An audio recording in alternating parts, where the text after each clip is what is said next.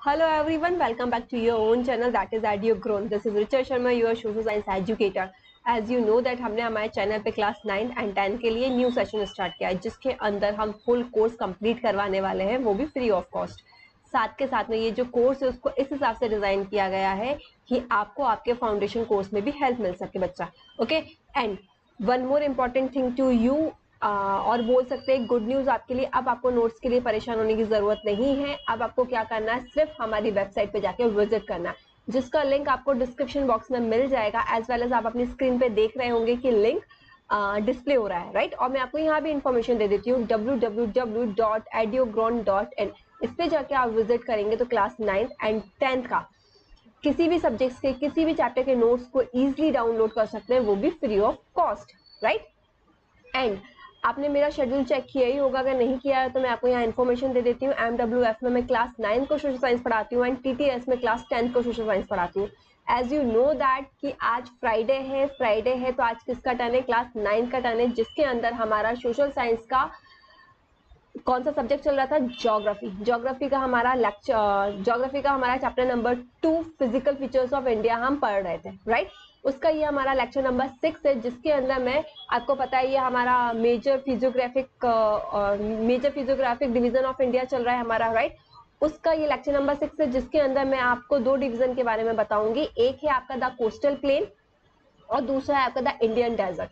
यहाँ हम detail discuss करेंगे इन 2 डिविजन्स के बारे में, ओके। और इसके पहले कि अगर आपको लेक्चर देखने हैं मेरे, या आपको इसका पहले चैप्टर नंबर 1 देखना है या चैप्टर नंबर 2 के पहले मैंने जो पढ़ाया था वो आपको देखना है, तो उसके लिए आपको क्या करना है, डिस्क्रिप्शन बॉक्स में जाके आप लिंक चेक करेंगे तो आपको वहां मिल जाएगा, वहां से आप इजिली मेरे वीडियोस को देख सकते हैं। सो स्टार्ट करते हैं हमारे आज के वीडियो को। बट वीडियो स्टार्ट करने से पहले मैं आपसे छोटी सी रिक्वेस्ट करना चाहती हूँ, अगर आप मेरे चैनल पे नए हैं तो आपको क्या करना है, आपको मेरे चैनल को सब्सक्राइब करना है, साथ के साथ में आपको प्रेस करना है बेल आइकन को, जिसके कारण कोई भी नोटिफिकेशन आप मिस ना कर सके हमारे द्वारा, ओके। एंड और आपको क्या करना है, साथ के साथ में मेरे वीडियो को लाइक कमेंट एंड शेयर भी करना है। सो स्टार्ट करते हैं हमारे आज के वीडियो को।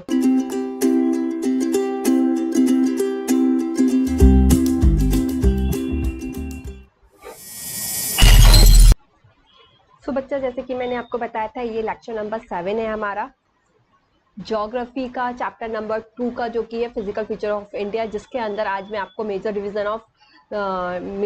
फिजियोग्राफिक डिवीजन ऑफ इंडिया का 2 डिवीजन बताने वाली हूँ, एक Indian desert and coastal plain, okay. तो स्टार्ट करते हैं 1 बाय 1 करके। सो जो मेरा अपना फर्स्ट है वो है आपका द इंडियन डेजर्ट, ओके। तो हम किसकी बात कर रहे हैं, इंडियन डेजर्ट की बात कर रहे हैं। और आप यहाँ मैप में भी इजिली देख सकते हैं बच्चा, वेट, ठीक है, आप ये मैप भी देख सकते हैं कि ये अपना इंडिया का मैप है, और ये जो इस साइड है ये आपका क्या है, ये आपका इंडियन डेजर्ट है, राइट। यहाँ क्या क्या चीज है, यहाँ मैंने लिख दिया, अरावली हिल से, भागर से, लूनी रिवर आपकी यहाँ गई है, और मरुस्थली ये है आपका, ठीक है। तो ये आपका मैप है, और इसी के बेसिस पे मैंने आपको क्या किया, ये मतलब एक तरह से मैप में मैंने आपको बता दिया और यहाँ हमने लिख के बताया, ठीक है। सो स्टार्ट करते हैं, आपको मैप समझ में आ गया होगा। Now when we are talking about the Indian desert, okay, तो it lies toward the western margin of the Aravalli Hills, okay। क्या बोला जा रहा है, ये आपका अरावली हिल्स है, राइट। ये आपका अरावली हिल्स है, तो अरावली हिल के वेस्ट साइड में, ठीक है, अरावली हिल के वेस्ट साइड में क्या है, आपका इंडियन डेजर्ट है, गॉट इट। और यही यहाँ मैंने लिखा है, the Indian desert lies toward the western margin of the Aravalli hills.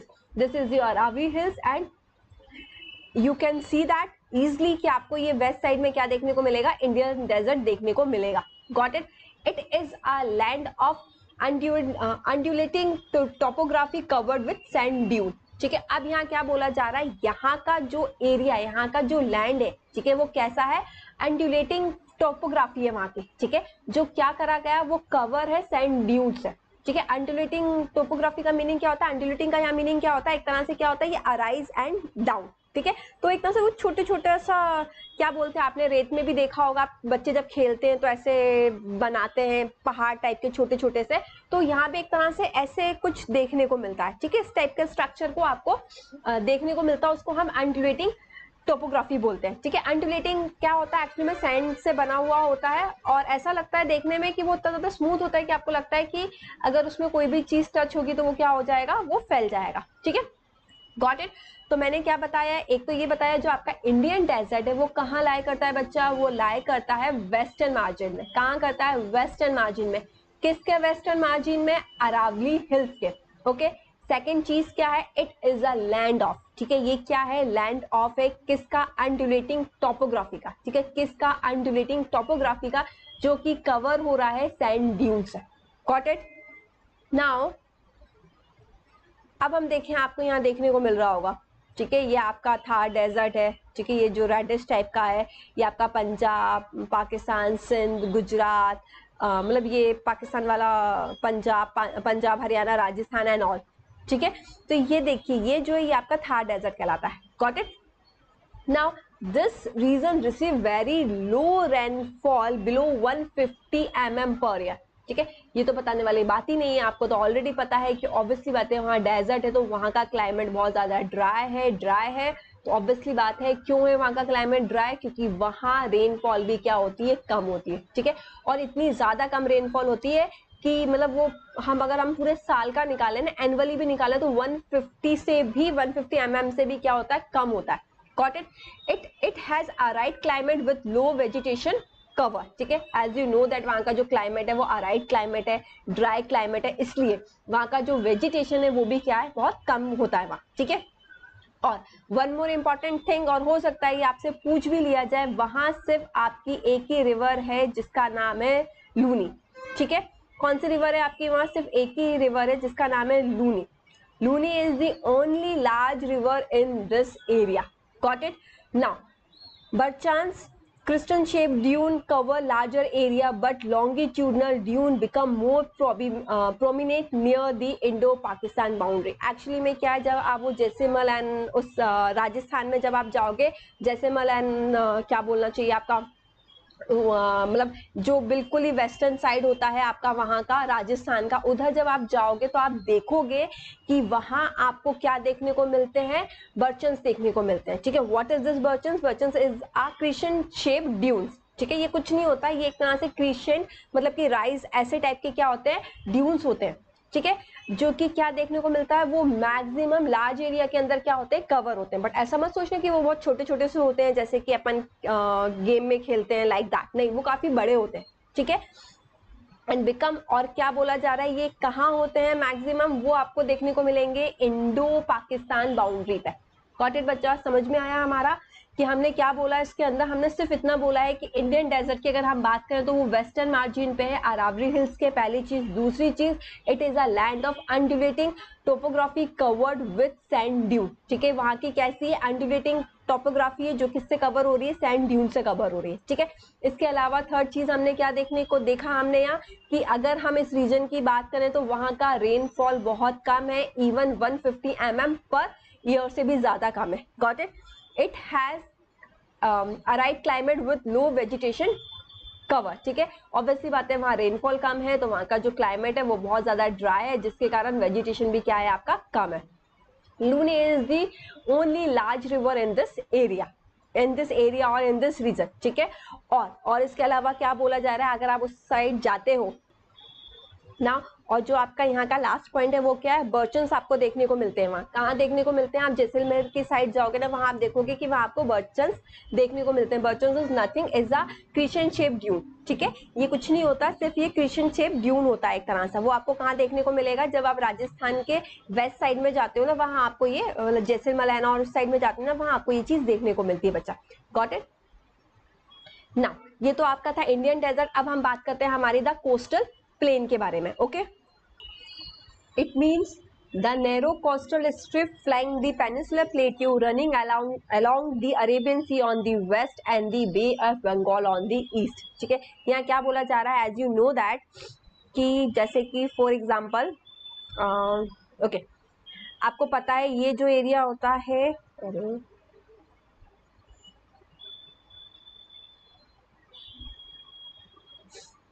Okay, ये जो एरिया होता है आपको पता है, ये जो एरिया है आपका, ये क्या है आपका, this is your peninsular प्लेटियो, right.